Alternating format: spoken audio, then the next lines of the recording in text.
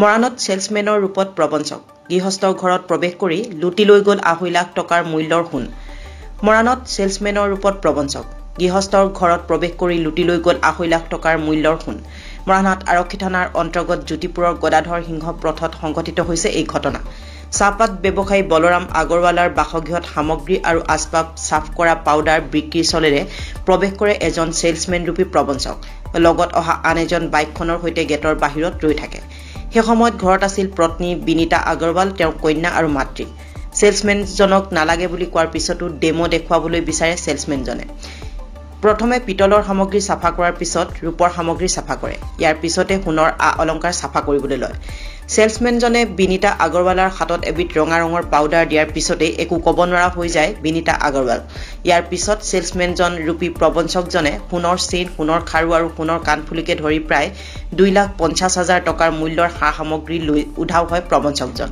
সমগ্ৰ দৃশ্য বন্দী হৈ ৰৈছে ঘৰখনত থকা সিসিটিভি কেমেৰাত ইতিমধ্যে ঘটনাৰ সন্দৰ্ভত মৰাণহাট আৰক্ষী থানাত এজাহাৰ দাখিল কৰিছে ভুক্তভোগী পৰিয়ালটোৱে আমাৰ ঘৰলে মানে দুজন মানুহ আছিল এজন বাহিৰতে ৰৈছিলে এজন ভিতৰলে আহিলে মা বাহিৰতে বহি আছিল বাৰিন্দাখনত কিবা হেই পিতলৰ বাচন সফা কৰি দিও বুলি ক'লে আৰু নেলাগে বুলি কোৱাত আকৌ কৈছে নহয় ডেমোটো দেখাই যাও আমাক কোম্পানীৰ পৰা পঠিয়াইছে তেনেকৈ কৈ হুমালে ভিতৰলে প্ৰথমে পিতলটো সফা কৰি দেখালে তাৰ পিছত ৰূপৰ হেই সফা কৰি ধুনীয়াকৈ দেখাই দিলে তাৰ পিছত এটা ৰঙা ৰঙৰ পাউডাৰ দি এই হাতত দিয়াতে মানে কি হৈ গ'ল কমে নাপাওঁ তাৰ পিছত সোণৰ বস্তুখিনি লৈ পেলাই গুচি গ'ল মানে মাৰ খাৰু নিলে চেন নিলে আৰু মোৰ আঙুঠি নিলে কিমান মূল্য হ'ব অনুমানিক 2.5 লাখ টকা মান হ'ব মানে আৰক্ষী জনাইছে জনাইছো আৰক্ষী থানাত এজাহাৰ দাখিল অল ছাত্ৰীৰে বদলি কৰি দিলে নেকি মানে বস্তুটো কেনেকৈ লৈ গ'ল কেনেকৈ লৈ যাবলৈ পালে কিবা এটা সেই পাউডাৰত আগতে ৰঙা পাউডাৰটো মোক হাতত দিয়াৰ পৰা মই তাক একো কৰিবই নোৱাৰিলোঁ মানে অকৰা হৈ গ'লো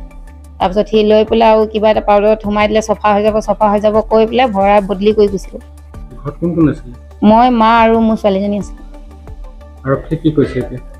আৰক্ষীয়ে কৈছে এতিয়াতো আমি এনেকেতো একো কৰিব নোৱাৰো ক'ৰবাত ধৰা পালে হেৰি হ'ব বুলি মানে আপোনালোকৰ ঘৰত চিচিটিভি আছে আছে মানুহজনক মানুহজনৰ চেহেৰাটো আহিছে আৰক্ষীক দিয়া